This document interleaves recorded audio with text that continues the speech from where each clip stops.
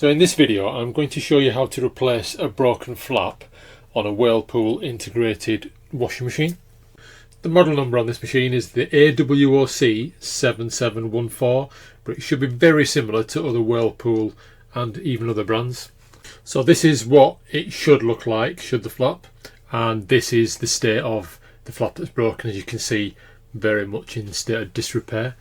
One thing I will say is this is probably the most complicated video that I've made. There will be various times where you'll want to pause the video, you'll want to really get a grasp on what goes where and how. I've made it in such a way that I've taken quite a few photographs and from all different angles to make it as easy as possible for you, but it is quite fiddly. First thing I needed to do was to take off the mechanism itself to find out where it had broken. You want to take off the plastic bezel that goes round the actual door. That just clips in on this model, so it was just a case of putting a little pry tool just on the edge, unclipping all the way around, and then that part just came off. And this is what your door should look like once you've taken that top plastic trim off. If the door on your machine is stuck shut, that mechanism is still locked into place in that hole, as you can see there, then what you'll want to do is you'll need to get some pliers or something and prise this away and lever it off. It could actually be that this is not even intact, it's broken like in this picture. Now, in which case you'll need to still prise it away, but you'll have to put something underneath those two broken bits just to lever them away. So if we take a good look at this here, you've got two metal plates, one at the top and one at the bottom. And it's those two plates that are actually holding that lever and that spring mechanism in place. So we need to remove those. Those are removed by screws on the reverse side of that section there. Just make a note of what's written on those two.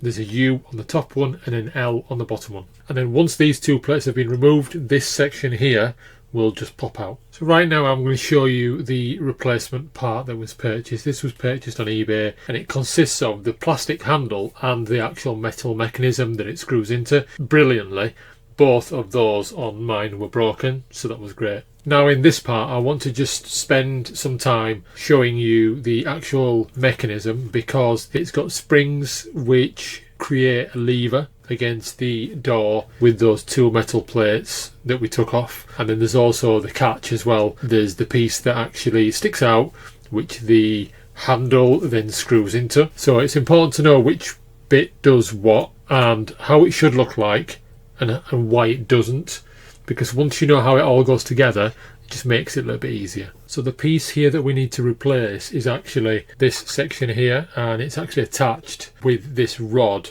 through some springs to the other pieces. So we need to slide this rod out. Take a good note of when it's coming apart exactly how those springs are set, and you can always refer back to these pictures should you need them.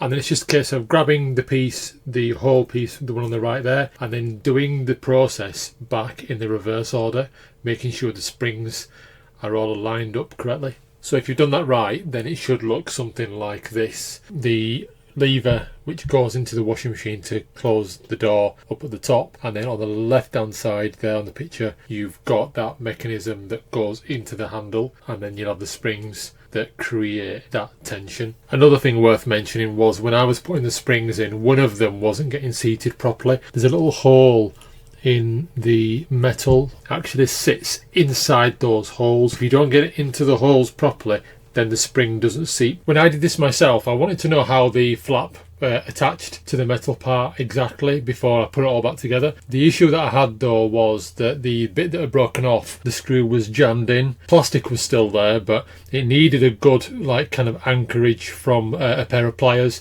to hold it steady, and then I was able to unscrew, and all the little plastic brittly bits that had broken all fell off. This was the final bit where it was attached to the handle already. It actually turns out towards the end of the video I didn't need to attach that handle just yet. So then it was a case of just attaching everything back into this little void on the actual washing machine. So that was pushed through on the outer part, so that then fits flush there. The handle looks good there. The glass had popped out, so I just put the glass back into the door, and then I started to put this back together again. It is a little bit fiddly having to get that wire in there so it acts as like the anchor and the spring. It will sit a little bit proud, but it's the two brackets which will hold everything into place. The U is at the top, and then there's another piece at the bottom which then clamps.